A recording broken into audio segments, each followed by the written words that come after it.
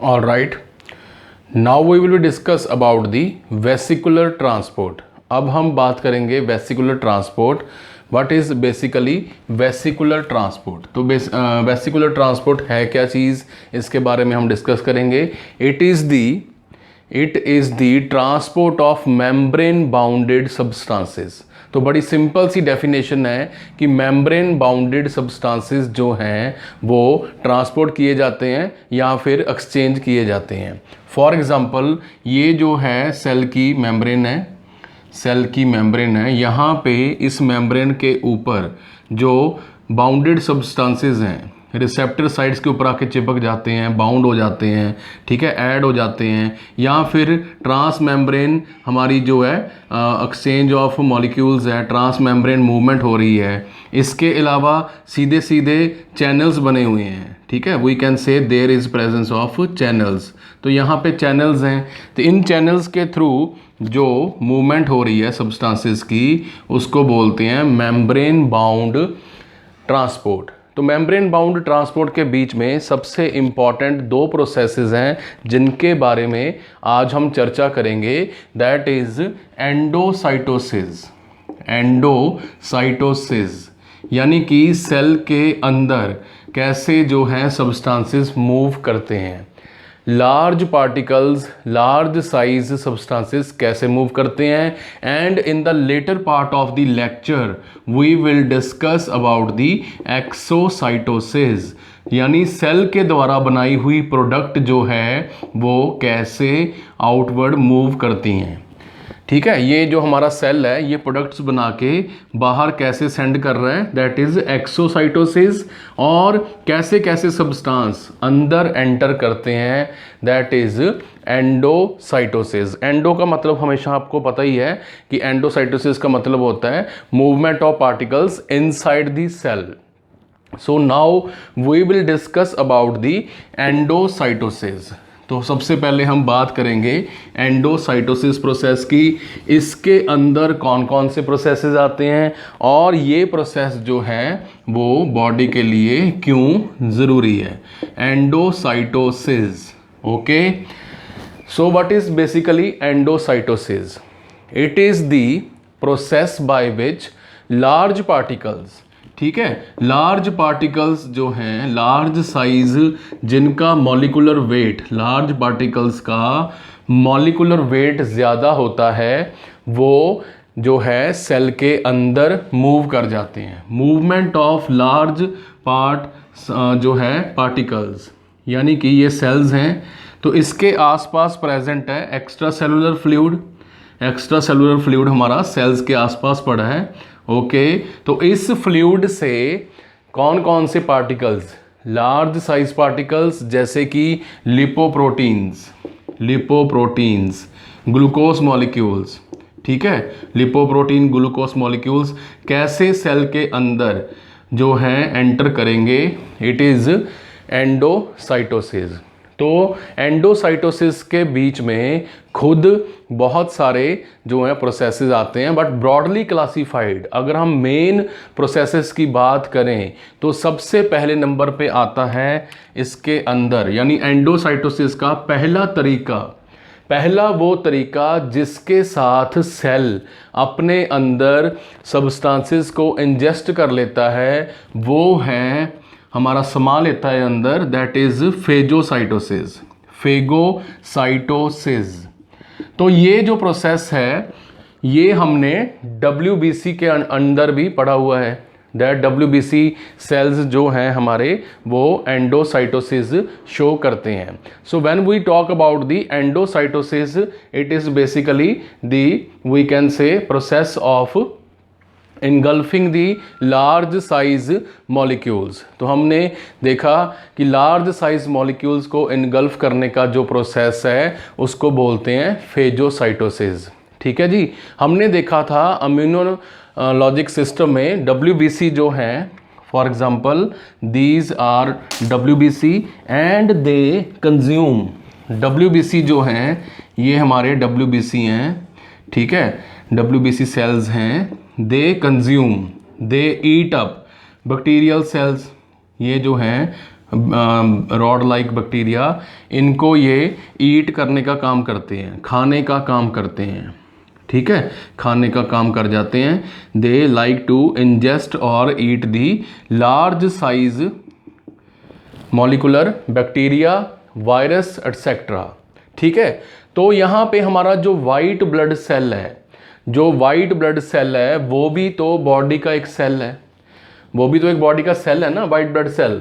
तो ये white blood cell जो है हमारा, ये भी एक सेल है, इसकी भी मेम्ब्रेन है। तो जैसे ही इसके पास बैक्टीरिया प्रेजेंट होते हैं तो ये उनको इनगल्फ करने का, उनको अपने अंदर, मान लीजिए ये मार्कर जो है ये बैक्टीरिया, वायरस, फंजी है, ठीक है, इसको इनगल्फ करने का धीरे धीरे अपने स्यूडोपोडोसाइट्स को बाहर लेके आता है और इसको इनगल्फ कर लेता है, ठीक है, अपने जो है स्यूडोसाइट्स को, यानी कि मैक्रोफेजेस जो हैं अपनी लॉन्ग आर्म्स को एक्सटेंड करते हुए अपने अंदर इसको समाने का काम करते हैं, ठीक है। इसी तरह एंटीजन एंटीबॉडी रिएक्शन स्टार्ट होती है और धीरे धीरे ये बैक्टीरिया हमारे WBC मैक्रोफेजेस के अंदर पहुंचने शुरू हो जाते हैं and they are ingested, digested by the, किसके द्वारा, लाइसोसोमल एंजाइम्स के द्वारा इन बैक्टीरिया सेल्स को किल कर दिया जाता है।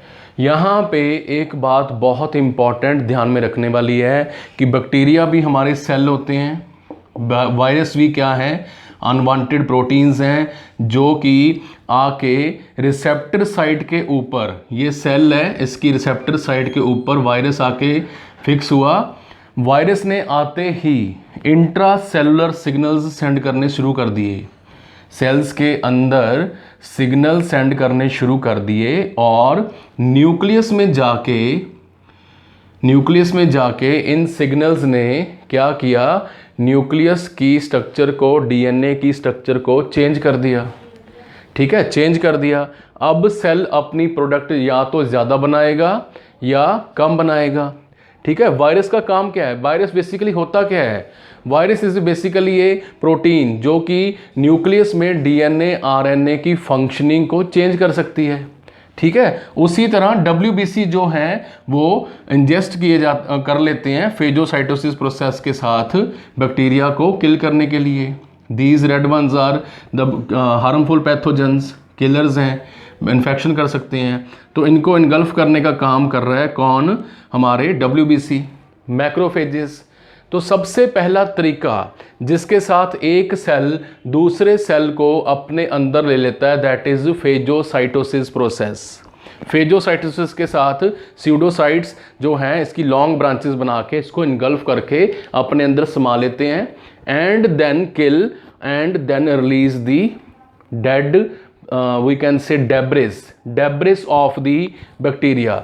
जैसे ही ये बैक्टीरिया किल होते हैं, इनका डेब्रिस, इनका वेस्ट प्रोडक्ट, ब्रोकन प्रोटीन्स, ठीक है, ब्लड में रिलीज हो जाती हैं, जो कि बाद में स्टूल के द्वारा, पॉटी के द्वारा, यूरिन के द्वारा या फिर स्वेट के द्वारा बॉडी से जो है एक्सक्रीट कर दिए जाते हैं। तो first process students that is phagocytosis. इसको फेगोसाइटोसिस भी बोलते हैं, फेजोसाइटोसिस भी बोलते हैं। तो ये हमारा इम्यूनोलॉजिकल रिस्पांस में बहुत ही इम्पॉर्टेंट ट्रांसपोर्ट मैकेनिज्म है, जिसमें WBC लार्ज साइज के पार्टिकल्स को इनगल्फ करके फेजोसाइट्स करते हैं और हमारे अंदर इन्फेक्शन होने से बच जाती है, ठीक है जी। अब बात करते हैं दूसरे प्रोसेस की, इसका नाम है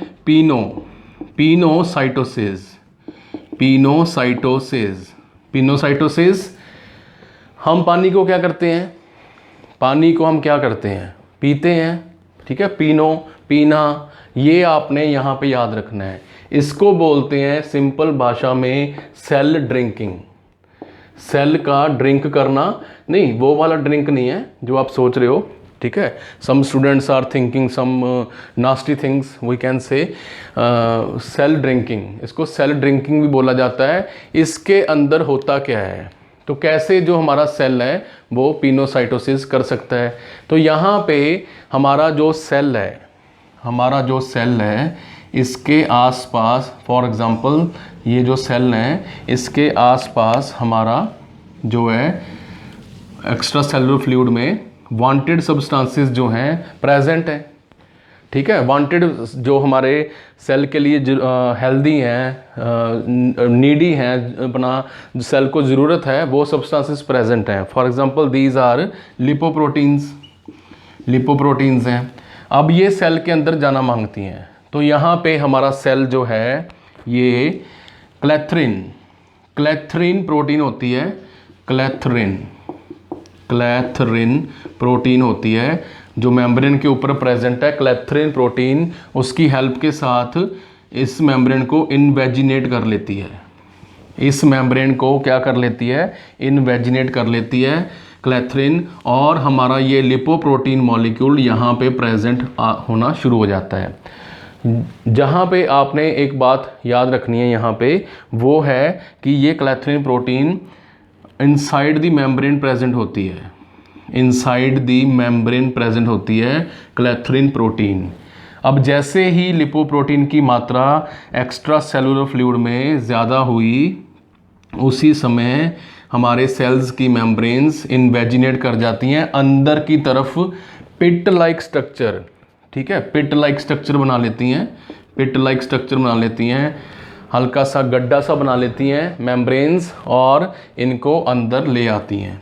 ठीक है, अब क्या होगा, अब ये जो हमारी क्लैथरिन प्रोटीन है इस सर्कल को धीरे धीरे पूरा करेगी, प्लस यहाँ पे याद रखना है कि यहाँ पे अभी प्रेजेंट हैं रिसेप्टर साइट्स, रिसेप्टर साइट्स अभी भी यहाँ पे प्रेजेंट हैं, अभी भी यहाँ पे प्रेजेंट हैं। सेल के ऊपर रिसेप्टर साइट्स हैं जिनके साथ ये जुड़ी थी, और गड्ढा सा बना के, पिट लाइक स्ट्रक्चर बना के क्लैथरिन प्रोटीन की हेल्प के साथ ये जो हमारा स्ट्रक्चर है अंदर की तरफ ऐसे हो जाता है, और धीरे धीरे clathrin protein and then the clathrin protein completes the circle.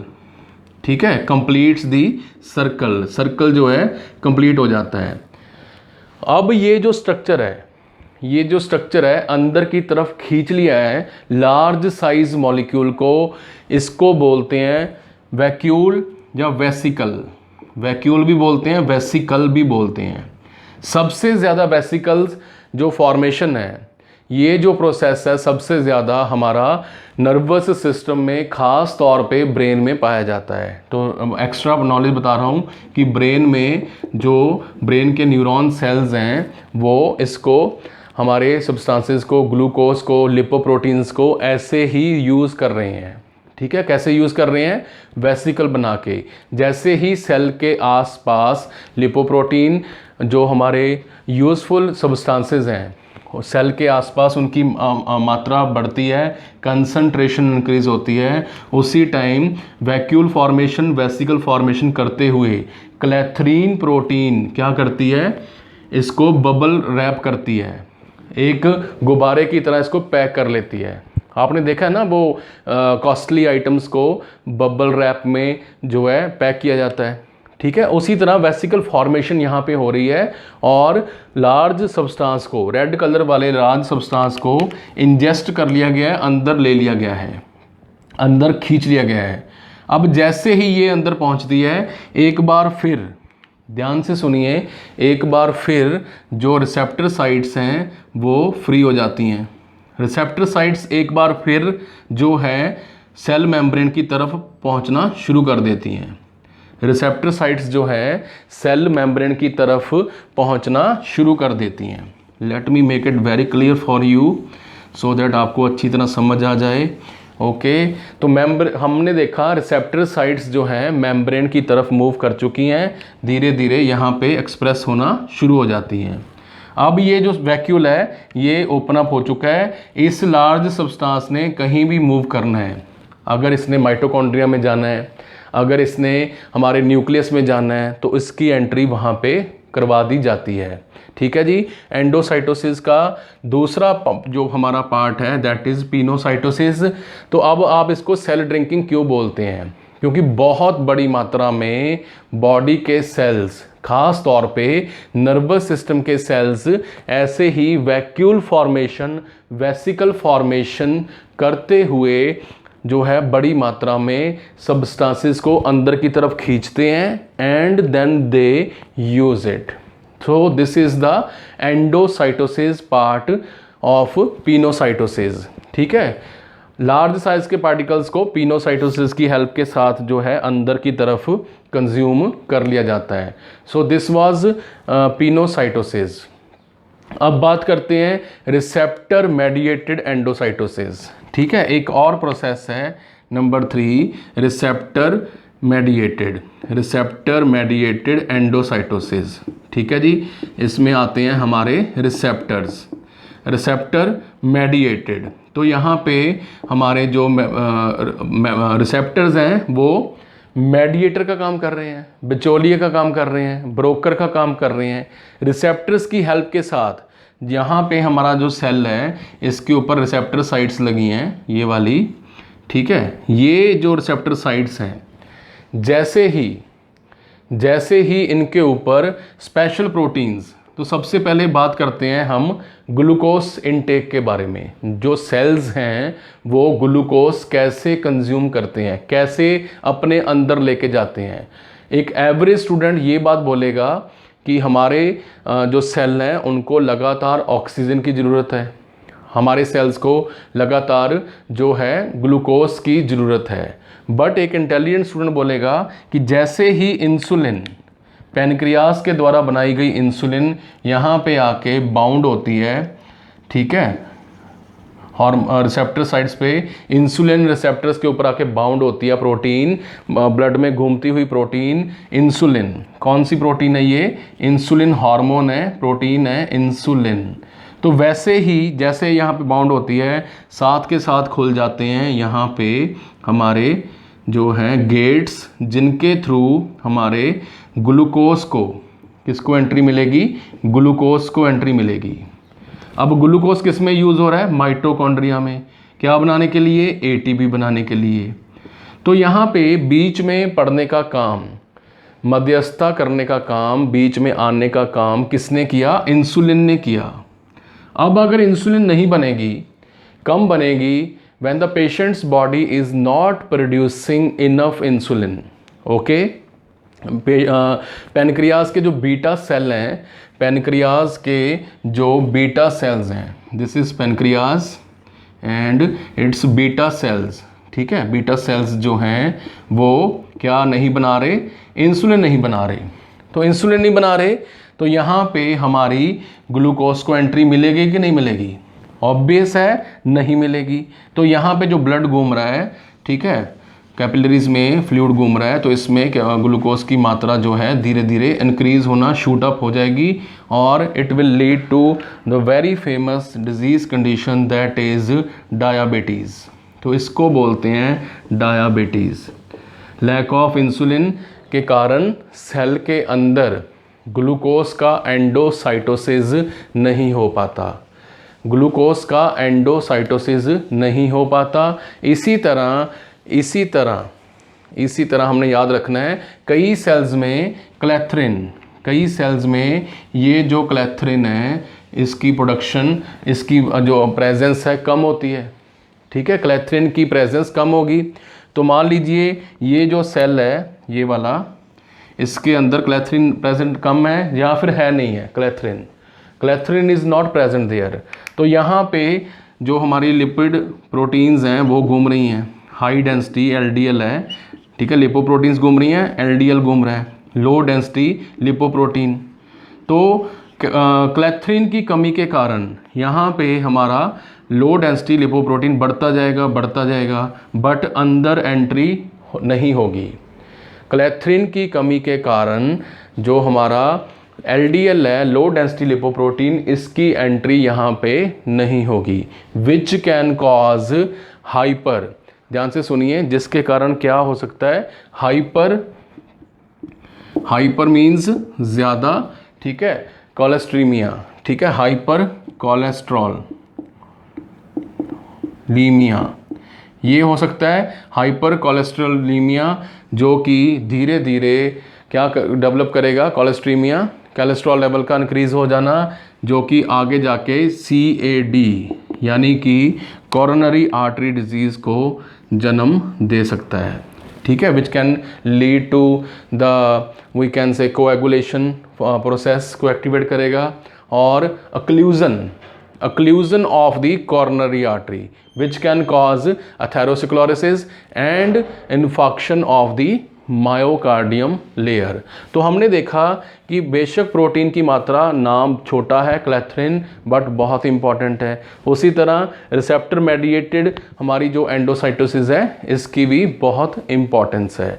सो हमने देखा कि पिनोसाइटोसिस प्रोसेस के अंडर जो है सेल ड्रिंकिंग हो रही है, जिसमें बहुत इंपॉर्टेंट रोल प्ले कर रही है कौन सी प्रोटीन, क्लैथरिन प्रोटीन, ठीक है, इसको क्या बोला जाता है अपना सेल ड्रिंकिंग। एंड हमने देखा रिसेप्टर मेडिएटेड एंडोसाइटोसिस, जिसमें रिसेप्टर साइट्स बहुत इंपॉर्टेंट रोल प्ले करते हैं, ठीक है, रिसेप्टर्स जो हैं बहुत इंपॉर्टेंट रोल प्ले कर रहे हैं।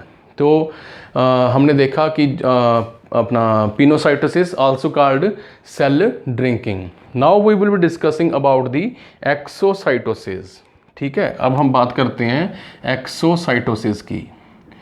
Exocytosis, so what is the exocytosis? Exocytosis process है क्या? एक्सोसाइटोसिस प्रोसेस की हेल्प के साथ हमारा जो सेल है अपनी प्रोडक्ट्स को ये प्रोडक्ट है इसको एक्सपेल आउट, ठीक है, बाहर सेंड करता है।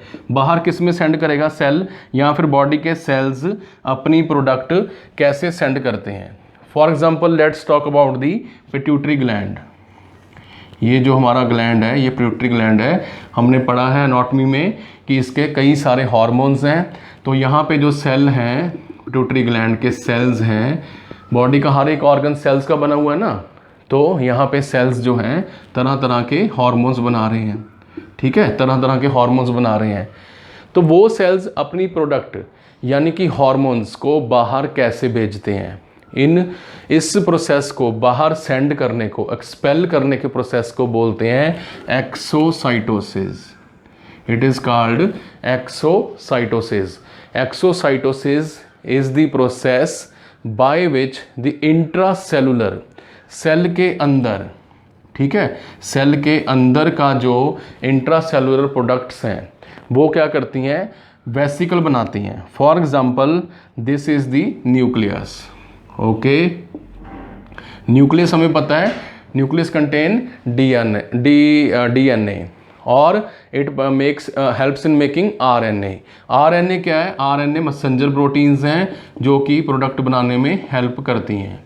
अब इन प्रोडक्ट्स को सेल बाहर एक्सपेल करेगा, जिसको बोलते हैं exocytosis. It is a process in which N intracellular vesicle membrane bound sphere, ठीक है, वेसिकल एक बार फिर यहाँ पे आ गई, moves towards the plasma membrane, move towards the plasma membrane. तो एंडोसाइटोसिस में हमने देखा कि क्लैथरीन जो प्रोटीन है वो प्रोडक्ट को जो है हमारा न्यूट्रिएंट है, जो नीडी सब्सटेंस है उसको ऐसे इनगल्फ करके अपने अंदर खींच लेती है क्लैथरीन प्रोटीन। बट यहाँ पे हमने चीज़ को, प्रोडक्ट को एक्सपेल करना है। तो हमारे सेल के अंदर, ठीक है, साइटोस्केलेटन में प्रेजेंट हैं सम साइटोस्केलेटन फाइबर्स। साइटोस्केलेटन फाइबर्स हैं जो कि बहुत ही ज़्यादा माइन्यूट स्ट्रक्चर के होते हैं, नैनोमीटर्स में। तो ये जो स्केलेटन है, सेल का स्केलेटन, इसके सेंटर में प्रेजेंट है हमारा न्यूक्लियस या फिर दूसरी ऑर्गेनलीज पड़ी हैं। तो जैसे ही न्यूक्लियस ने अपनी प्रोडक्ट बनाई, यहाँ पे, ओके, उसके बाद इसको जो है बाहर धीरे धीरे वैक्यूल बना के, वेसिकल बना के, ये वेसिकल है, ठीक है, दिस इज़ वेसिकल। अब इस प्रोडक्ट को वेसिकल की हेल्प के साथ जो साइटोस्केलेटन के फाइबर्स हैं वो धीरे धीरे इसको बाहर की तरफ पुल करेंगे, ठीक है। और जैसे ही ये है फर्स्ट, ये है सेकंड, अब जैसे ही ये जो हमारी वेसिकल है मेम्ब्रेन के साथ बाउंड हो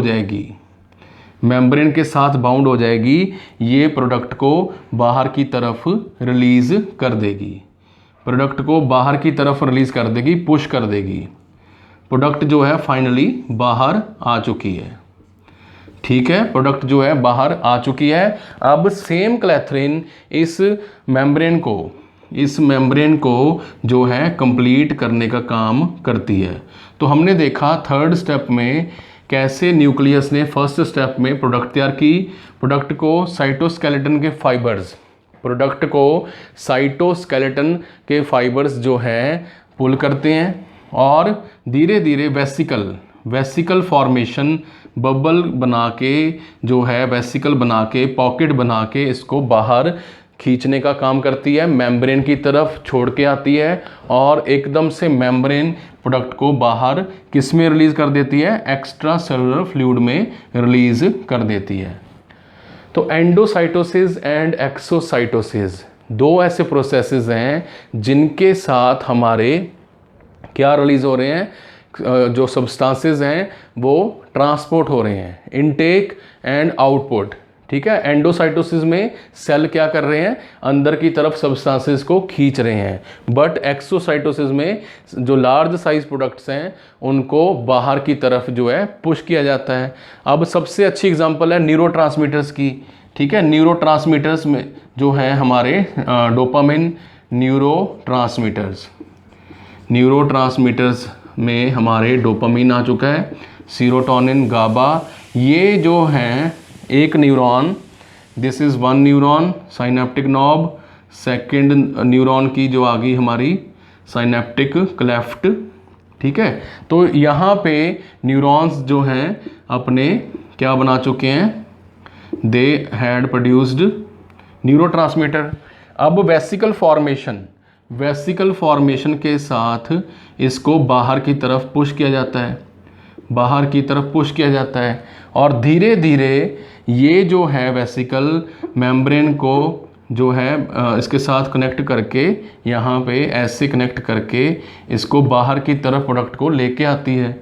और जैसे ही ये खुलता है तो हमारा न्यूरोट्रांसमीटर बनने वाला यहाँ पे साइनेप्टिक स्पेस में आ जाता है। साइनेप्टिक स्पेस में जो न्यूरोट्रांसमीटर है वो रिलीज़ हो जाता है। ठीक है, हमें ये याद रखना है कि यहाँ पे सोडियम पोटाशियम पंप चल रहा है। ठीक है, रेस्टिंग पोटेंशियल मेम्ब्रेन चेंजेस हो रही हैं जिसके कारण जो है इंट्रासेलुलर सिग्नल आया और जो है हमारे न्यूरोट्रांसमीटर का रिलीज़ हुआ। तो हमने देखा इस तरह जो रिसेप्टर्स को स्टिमुलेट करने के बाद जो है हमारे डिफ्यूज़न के साथ लार्ज पार्टिकल्स, वेसिकल फॉर्मेशन के साथ, ठीक है, जो है मेम्ब्रेन के साथ जुड़ के बाहर भेजी जाती है प्रोडक्ट, और वेसिकल फॉर्मेशन करके अंदर की तरफ लेके आती है। और इसी तरह जो अपनी प्लाज्मा मेम्ब्रेन है सेल की, ये रिसाइकल भी हो जाती है, अपने आप को जोड़ भी लेती है। तो ये जो है हमारी सेल के लिए विन विन सिचुएशन है, दोनों तरफ सेल्स को फ़ायदा हो रहा है, एंडोसाइटोसिस एंड एक्सोसाइटोसिस। तो हमने देखा endocytosis and exocytosis process are very important for the we can say survival of the cells. Products को बाहर भेजना और इनटेक करने के लिए बहुत ज़रूरी है। ठीक है, इसी के साथ हमारा जो टॉपिक है एक और आता है third, that is facilitated. In the previous lecture we discussed about the diffusion. Now यहाँ पे आता है facilitated diffusion। तो ये क्या चीज़ है facilitated diffusion? सेल के ऊपर यहाँ पे जो है membranes present हैं, they are specific। ठीक है, जो जिसके थ्रू ग्लूकोज ने आना है वो ग्लूकोज को आने के लिए हेल्प करेगा। चैनल्स बने हुए हैं, ठीक है, these channels are very specific for the sodium and potassium channels के लिए ये जो हमारे गेट्स हैं स्पेसिफिक हैं, यानी इनके थ्रू सिर्फ सोडियम एंड पोटाशियम ही आएंगे। और कैरियर प्रोटीन है, कैरियर प्रोटीन की ज़रूरत पड़ती है।